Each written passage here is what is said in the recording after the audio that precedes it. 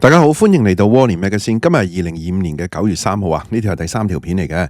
哇，今集咧啱啱有啊，即係外媒爆料啊，咁啊彭博啊、路透社嘅消息啦。哇，香港金融市場啊，爆出一單好大件嘅事啊，其實都醞釀咗幾年啊。不過依家咧就係話咧，港交所同證監會內部人員咧涉嫌呢個泄密同埋內幕交易啊。咁啊，依家又調查添。哇，呢件事會唔會啊？喂！諗起大家割韭菜啊，國際詐騙中心啊等等詐騙之都啊，仲要咧睇翻咧，原來香港排第3啊，全球調轉頭由尾數上嚟第3最差，講緊咩啊？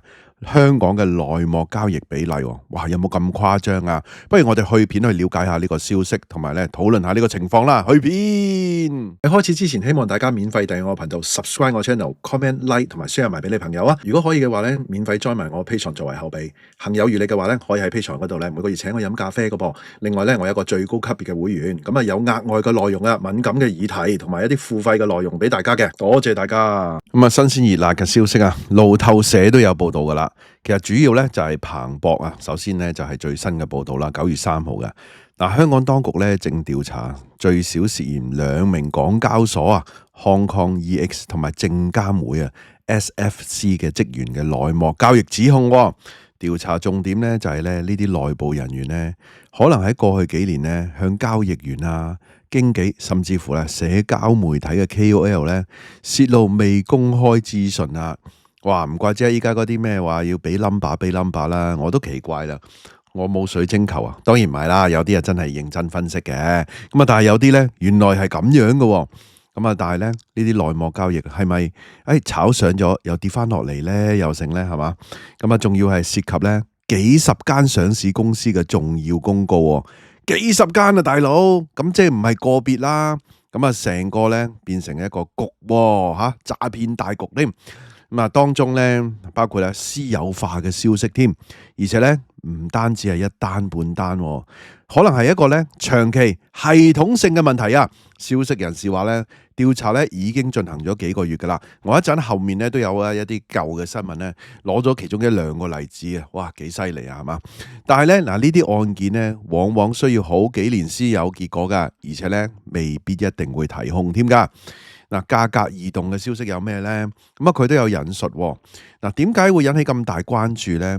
因為咧過去幾年我依家做咗個表啦，大家自己有興趣去睇啦。我唔讀個表啦，因為咧想 keep 條片短啲講多啲分析討論啦。資訊性嘅嘢自己可以慢慢睇啦。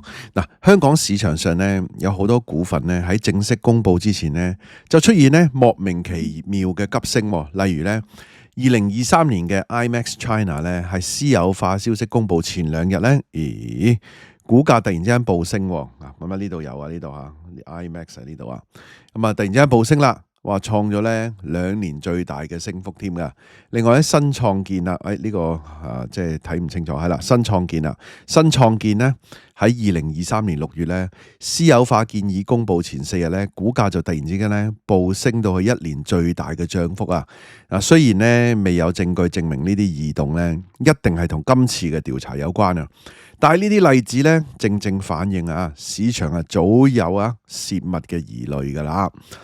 泄密咧其實咧就炒上啊，炒上之後啲人跟係嘛，今次有啲大馬飛又成等等KOL去到某一個位咧，喂，散水咯噃 ，take profit 噶咯，又跌翻落嚟咯，係嘛？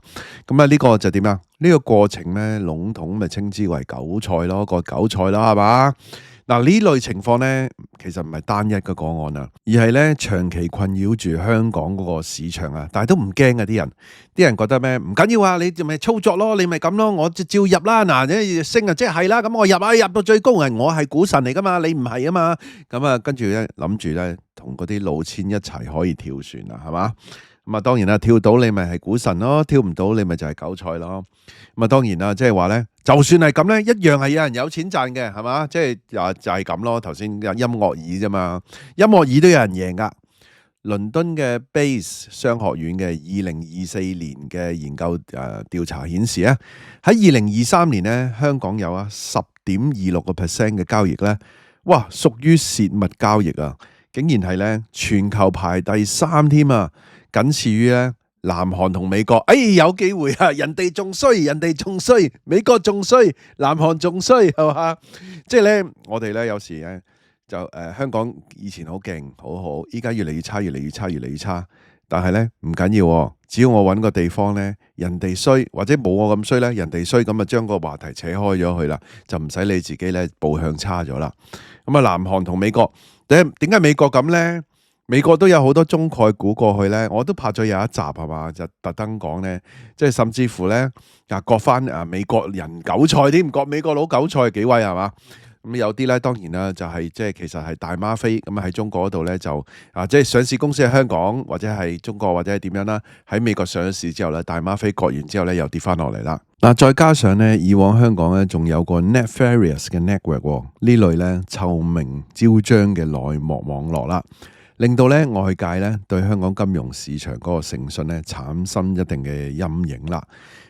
咁啊都唔緊要嘅，我覺得呢啲係咪一樣係炒相，一樣係做嘅啫。咁啊呢個係咪一個生態咧？咁樣嗱，今次咧並非係首次有監管人員咧涉案。咁啊，2024年咧，廉政公署咧就起訴過一名咧證監嘅經理啊，指控咧就話咧佢透過洩密透過泄露公股嘅消息咧，非法獲利達到1100萬港元嘅。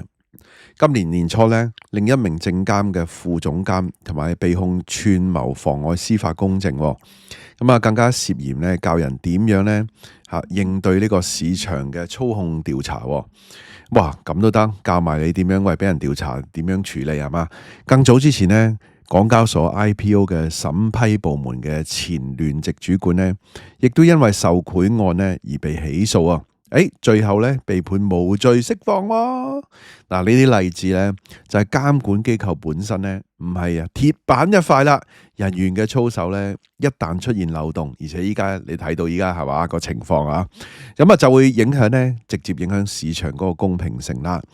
證監會嘅反應睇下係點先啦。嗱，雖然咧證監會對個案咧保持一個叫做不願置評嘅立場啊，但係咧主席黃天佑近期公開講過，佢強調咧要以多管齊下、不妥協嘅方式咧維護市場嘅神聖性並且會咧不懈打擊內幕交易啊。截至2024年嘅第三季內幕交易咧其實已經佔咗證監全部調查嘅7% 嘅案件啦。我覺得佢去到調查咧，呢啲係冰山一角，可能有啲內幕交易咧，或者有啲 case 做到冇咁癲升到冇咁勁做得靚啲等等啊嘛，係嘛？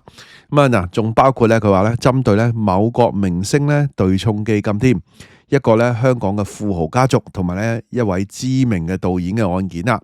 可見咧問題唔單止係散戶市場而且涉及咧更加大規模跨界別嘅勢力咁頭先講到嗰啲咧就唔方便講個名啦，係咪先？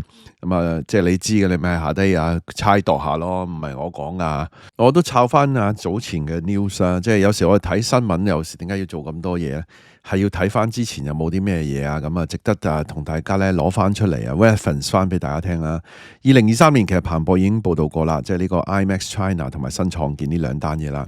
因為咧股價消息異動啦，引起監管嘅關注。當時嘅市場評論員咧已經指出啦，香港嗰個保密度不足，亦都缺乏咧即係嗰個威懾執法嘅威懾。其實咧，你哋知唔知你哋做嗰啲好多做嗰啲我哋叫咩公報咧，咪印刷嘅，咪要翻譯嘅即係嗰啲年報年報咪好多人參與嘅。其實咧好多嘢咧係一早睇到噶。做年報嗰陣時咧，其實通常咧佢哋就會用一啲假名，但係咧你一睇內容，其實都知道邊間公司如果你係行內嗰啲係嘛，咁但係通常咧即係參與呢啲嘅人員咧，佢哋會簽好多嘅保密協議甚至乎個 profile 咧好多年前係咁，依家我唔知啦。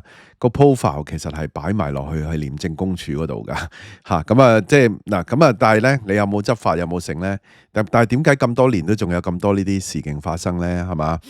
真係咧，所以佢咪話執法嘅威懾力唔夠咯？又或者咧係咪大家都打龍通有份咧？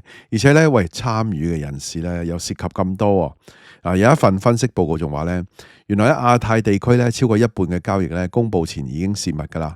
香港自然榜上有名啦。香港亞泰排第二喎。韓國衰過我哋，哇，好開心啊！即係韓國衰過我哋啊嘛。又總之有地方衰過我哋，其實冇咁即係冇我哋咁差嘅咧。佢只要有衰咧，我哋都係攞嚟做安慰嘅，就唔使睇自己唔掂嘅咁樣。哇，有啲觀眾係咁樣嘅喎，好得意噶。